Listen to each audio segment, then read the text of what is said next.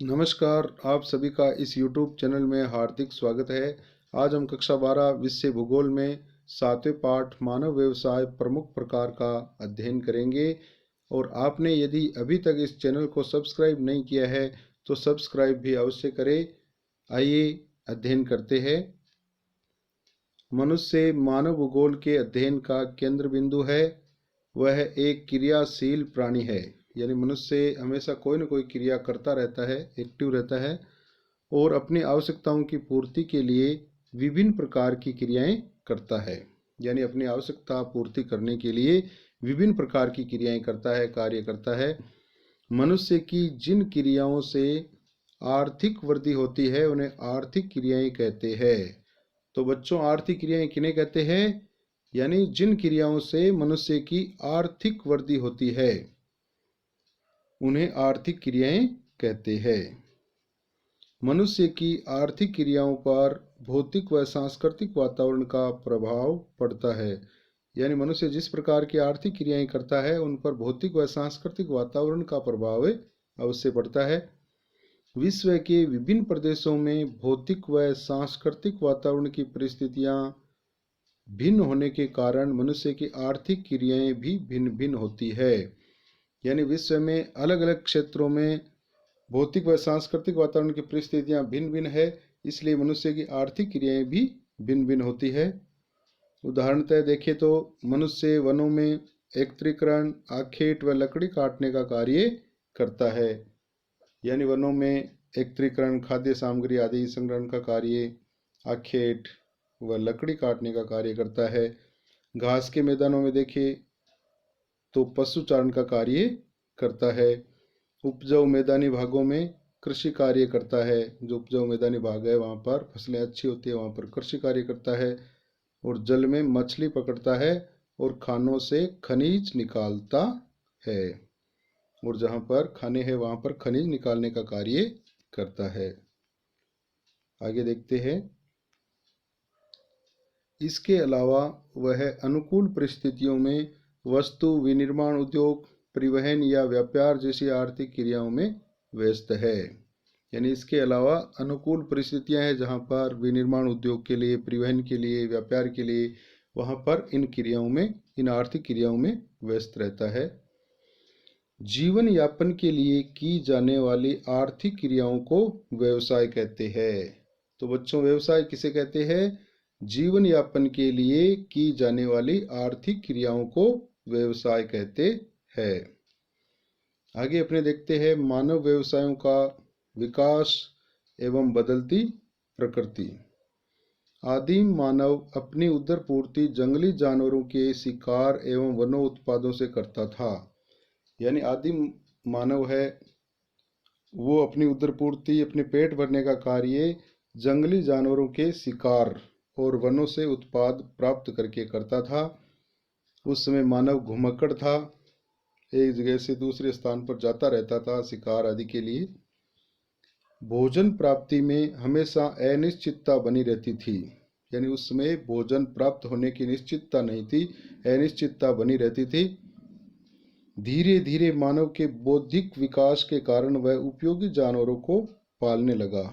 यानी धीरे धीरे मनुष्य की बुद्धि का विकास होता गया समय के साथ साथ, तो वह उपयोगी जो जानवर है उनको पालने लगा। मानव समूह बनाकर पशुपालन करने लगा। फिर धीरे धीरे मनुष्य उस समूह में रह करके पशुपालन करने लगा। पशु की चारे की पूर्ति के लिए वह ऋतु प्रवास करने लगा। यानी पशुओं के लिए चारे की पूर्ति करने के लिए वह ऋतुओं के अनुसार एक स्थान से दूसरे स्थान पर जाकर के रहने लगा, जाने लगा। मानव की मूलभूत आवश्यकताओं की पूर्ति पशु उत्पादों से होने लगी। यानी मनुष्य की जो मूलभूत मुख्य जो आवश्यकताएं हैं उनकी पूर्ति पशु उत्पादों से होने लगी। आगे अपने देखते हैं, कृषि ने मानव को स्थायीकरण, यानी कृषि करने लगा तो कृषि ने मनुष्य को स्थायीकरण के लिए प्रेरित किया, एक जगह रहने के लिए प्रेरित किया।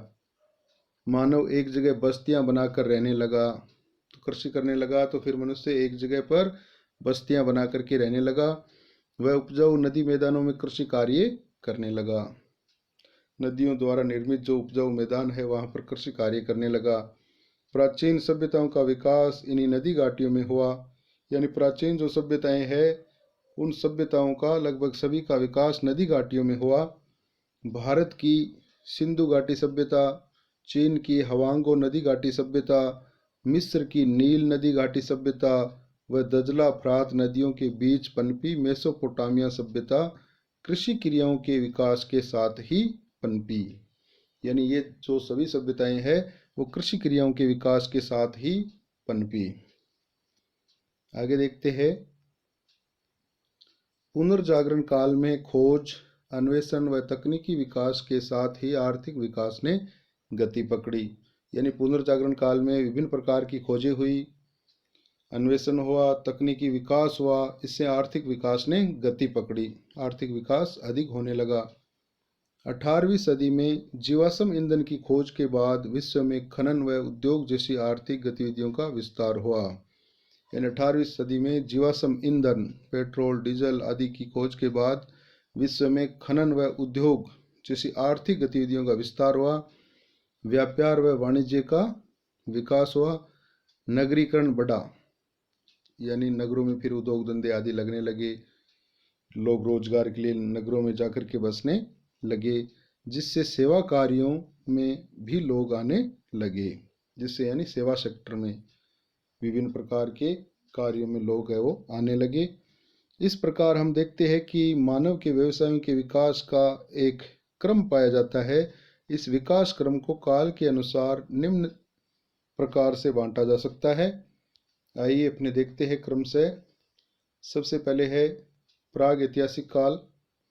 इस काल में मानव जंगली जानवरों का शिकार करता था तथा जंगलों से कंद मूल फल संग्रहण करता था। यानी प्राग ऐतिहासिक काल में मनुष्य जंगली जानवरों का शिकार करता था और जंगलों से कंद मूल फल संग्रहण करता था और अपनी आवश्यकता पूर्ति करता था। इस काल में सीमित जनसंख्या व सीमित आवश्यकताएं थी। यानी इस काल में जनसंख्या भी कम थी, लोगों की संख्या यानी कम थी और आवश्यकताएं भी कम थी। मानव जंगली अवस्था में ही रहता था, उसमें यानी सभ्यता का इतना विकास नहीं हुआ था, मनुष्य जंगली अवस्था में रहता था। शिकार नुकीले पत्थरों व लकड़ी के डंडों से करता था। शिकार भी किससे करता था? नुकीले पत्थरों से और लकड़ी के डंडों से। इस काल में शिकार में कुत्ता मानव का सहायक बना। इस काल में कुत्ता है वो मनुष्य का शिकार में सहायक बना। कुत्ते की बड़ी भूमिका थी शिकार में।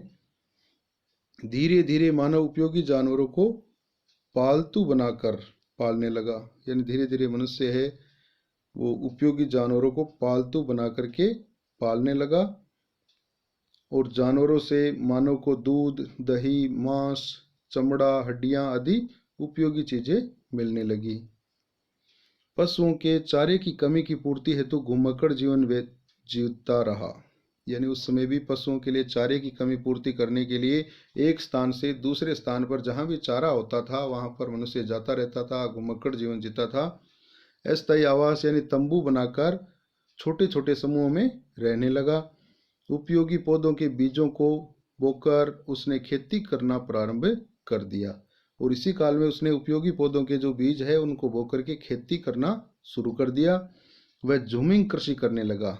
जूमिंग कृषि यानी एक स्थान पर पौधों को काट करके वहां पर खेती करना और कुछ समय बाद वहां पर जब फसल का उत्पादन कम होने लगता है, उपजाऊपन वहां कम हो जाता है, तो दूसरे स्थान पर जाकर के वही प्रक्रिया अपनाना, पेड़ पौधों को काटना, जलाना, साफ करना और वहां पर खेती करना।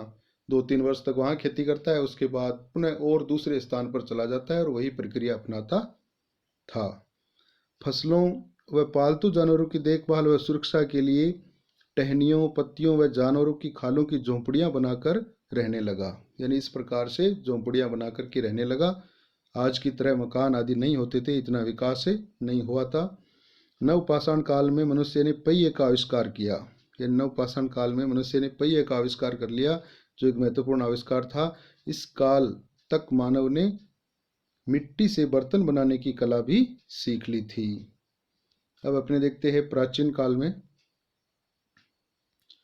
प्राचीन काल, इस काल में कृषि व पशुपालन जैसी आर्थिक क्रियाओं के विकास के साथ मानव के जीवन में स्थायित्व आया। यानी इस काल में कृषि और पशुपालन जैसी आर्थिक क्रियाएं मनुष्य करने लगा और इसके साथ मनुष्य के जीवन में स्थायित्व आया, एक जगह पर रहने लगा। उसकी प्राथमिक आवश्यकताओं की सुगमता से पूर्ति होने लगी, यानी उसकी प्राथमिक जो मूलभूत आवश्यकताएं हैं उनकी सुगमता से पूर्ति होने लगी। शेष बचे समय में वह अन्य कलाओं का विकास करने लगा। शेष जो मनुष्य के पास समय बचता था उसमें वह अन्य कलाओं का विकास करने लगा। लोहा, तांबा व कांसा जैसे मजबूत धातुओं की खोज की मनुष्य ने, जिससे वह उपयोगी हथियार व सामान बनाने लगा, यानी इससे वह उपयोगी हथियार और सामान बनाने लगा। हल व बैलों की मदद से कृषि करने लगा। फसलों को सिंचाई के रूप में पानी देना सीख लिया, और इसी काल में मनुष्य ने फसलों को सिंचाई के लिए पानी देना भी सीख लिया। आगे देखते हैं। इसी काल में ईसा से लगभग 2500 वर्ष पूर्व मोहनजोदड़ो व हड़प्पा सभ्यता सिंधु नदी घाटी में विकसित हुई। यानी इसी काल के अंदर ईसा से लगभग 2500 वर्ष पूर्व मोहनजोदड़ो व हड़प्पा सभ्यता सिंधु नदी घाटी में विकसित हुई थी। इंपॉर्टेंट है। नगर नियोजन व भवन निर्माण की उत्कृष्ट कला का उदाहरण इस सभ्यता की खुदाई में देखने को मिला है। यानी इस सभ्यता की खुदाई में नगर नियोजन व भवन निर्माण की उत्कृष्ट कला का उदाहरण मिला है।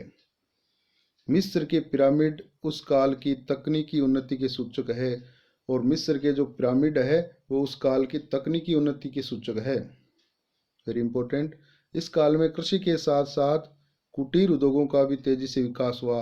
कुटीर उद्योग यानी छोटे उद्योग, जो घर के सदस्यों के द्वारा ही काम करके किसी भी प्रकार के जो बर्तन आदि अन्य जो सामान है वो बनाया जाता था, घर के ही सदस्यों के द्वारा, यानी कुटीर उद्योग चलाया जाता था।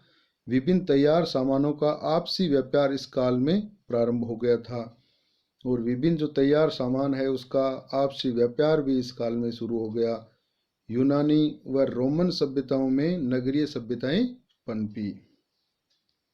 आगे देखते हैं अपने मध्यकाल।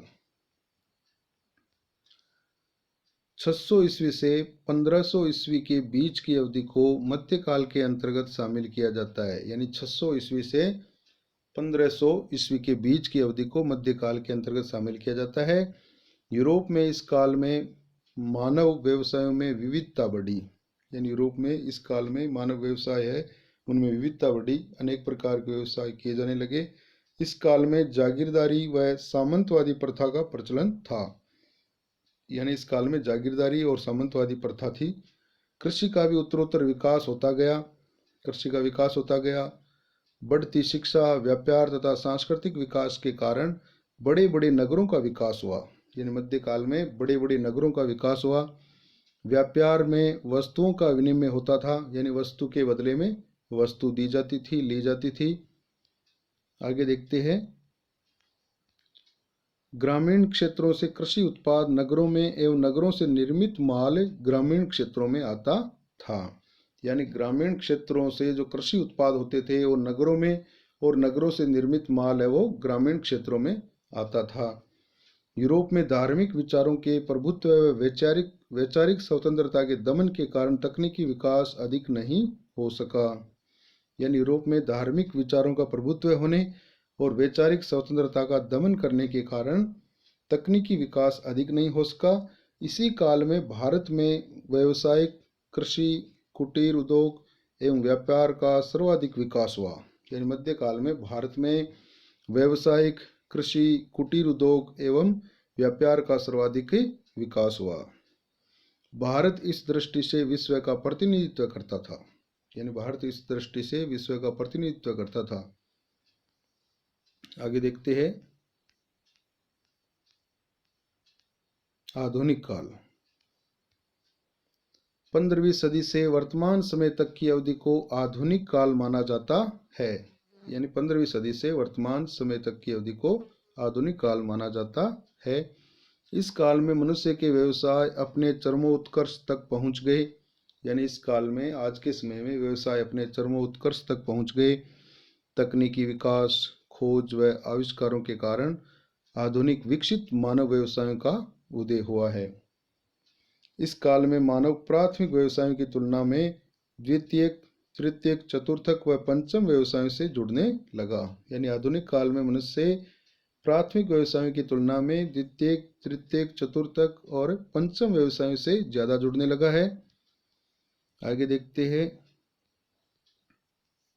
इसी युग में औद्योगिक क्रांति आई, यानी आधुनिक युग में औद्योगिक क्रांति आई, जिसके कारण अधिकतर आर्थिक क्रियाएं स्वचालित मशीनों के द्वारा संचालित होने लगी। यानी औद्योगिक क्रांति के कारण ज़्यादातर जो आर्थिक क्रियाएं हैं वो स्वचालित मशीनों के द्वारा संचालित होने लगी। 19वीं शताब्दी से कृषि में उन्नत बीजों, रसायनों, कीटनाशक दवाओं व उन्नत मशीनों का उपयोग होने लगा। यानी 19वीं शताब्दी से कृषि में अच्छे बीज, रासायनिक खादें, कीटनाशक दवाएं और उन्नत मशीनों का उपयोग होने लगा, जिससे कृषि के क्षेत्र में उत्पादन भी खूब बढ़ा। हरित क्रांति आई। पशुपालन व मत्स्य व्यवसाय विस्तृत व वाणिज्यिक स्तर पर स्वचालित मशीनों द्वारा किया जाने लगा। यानी पशुपालन व मत्स्य व्यवसाय है वो विस्तृत व वाणिज्यिक स्तर पर स्वचालित यानी ऑटोमेटिक चलने वाली मशीनों द्वारा किया जाने लगा। वैसे अपने भारत में हरित क्रांति 1966-67 में आई, 20वीं सदी में। औद्योगिक क्रियाओं के लिए वृहद स्तर पर विभिन्न खनिजों जैसे लोहे, एसक, तांबा, जस्ता व सीसा आदि का खनन वैज्ञानिक रीति से होने लगा। यानी औद्योगिक क्रियाओं के लिए बड़े पैमाने पर विभिन्न खनिज जैसे लोहे, एसक है, तांबा है, जस्ता है, सीसा है आदि का खनन वैज्ञानिक रीति से होने लगा। इनका एकदम सदुपयोग होने लगा, वेस्टेज कम से कम जाता है। आगे देखते हैं। ऊर्जा के विभिन्न साधनों से ऊर्जा की प्राप्ति के कारण वृहद स्तर पर उद्योगों में विभिन्न वस्तुओं का निर्माण होने लगा। यानी ऊर्जा के विभिन्न साधनों से ऊर्जा की प्राप्ति के कारण बड़े पैमाने पर वृहद स्तर पर उद्योगों में विभिन्न वस्तुओं का निर्माण होने लगा। विकास के उच्च स्तर पर पहुंचे विकसित देशों के लोग चतुर्थक व पंचम व्यवसायों से अधिक जुड़े हैं। यानी जो देश विकसित देश है उन देशों में चतुर्थक व पंचम व्यवसायों से लोग है वो अधिक जुड़े हुए हैं। आगे अपने देखते हैं मानव व्यवसायों का वर्गीकरण। मानव व्यवसायों का वर्गीकरण मानव की जीविका उपार्जन की विधियों और आर्थिक क्रियाओं को वर्तमान में 5 वर्गों में बांटा जाता है। यानी मानव की जीविका उपार्जन करने की जो विधियां हैं, आर्थिक क्रियाएं हैं, उनको कितने वर्गों में बांटा जा सकता है? 5 वर्गों में। ये विभाजन पृथ्वी के प्राकृतिक संसाधनों से सतत दूरी बढ़ने के आधार पर किया गया है। आइए अपने क्रम से देखते हैं। सर्वप्रथम है प्राथमिक व्यवसाय। आखेट, संग्रहण, कृषि, पशुपालन, खनन आदि ये प्राथमिक व्यवसाय है। इनमें सीधा मनुष्य प्रकृति से जुड़ा हुआ रहता है। आगे देखते हैं अपने द्वितीयक व्यवसाय। विनिर्माण, निर्माण, ऊर्जा यानी ऊर्जा उत्पादन, प्रसंस्करण व अन्य निर्माण, ये द्वितीयक व्यवसाय में आते हैं। अब देखते हैं तृतीयक व्यवसाय। परिवहन, व्यापार, संचार, प्रशासन, मनोरंजन, बैंक, बीमा, पर्यटन, ये तृतीयक व्यवसाय की श्रेणी में आते हैं। आगे देखते हैं चतुर्थक व्यवसाय। सूचना, शोध, प्रबंधन, शिक्षा, स्वास्थ्य एवं सुरक्षा, ये चतुर्थक व्यवसाय है। अब देखते हैं अपने पंचम व्यवसाय। कार्यकारी निर्माणकर्ता, अनुसंधान, सरकार, कानूनी व तकनीकी सलाहकार, ये पंचम व्यवसाय में आते हैं। इनमें बुद्धि ज़्यादा लगानी पड़ती है, दिमाग का अधिक उपयोग होता है। किसी भी अर्थव्यवस्था में विभिन्न व्यवसायों में संलग्न लोगों का ऐतिहासिक विकास क्रमिक चरणों में होता है। स्पष्ट है कि प्राचीन काल में लोग मुख्यतः प्राथमिक व्यवसायों से जुड़े थे। यानी अपने अध्ययन किया, इससे स्पष्ट है कि प्राचीन काल में लोग मुख्यतः किससे जुड़े हुए थे? ज़्यादा प्राथमिक व्यवसायों से जुड़े हुए थे, प्रकृति से जुड़े व्यवसायों से जुड़े हुए थे। औद्योगिक क्रांति के समय द्वितीयक व्यवसायों में और औद्योगिक क्रांति आने के बाद में या औद्योगिक क्रांति के समय द्वितीयक व्यवसायों में लोग अधिक जुड़े हुए थे तथा वर्तमान समय में अपने देखें तो तृतीयक, चतुर्थक व पंचम व्यवसायों की ओर लोगों का रुझान बढ़ा है। यानी तृतीयक, चतुर्थक व पंचम व्यवसायों की ओर लोगों का रुझान बढ़ा है। धन्यवाद। अगले वीडियो में फिर मिलेंगे।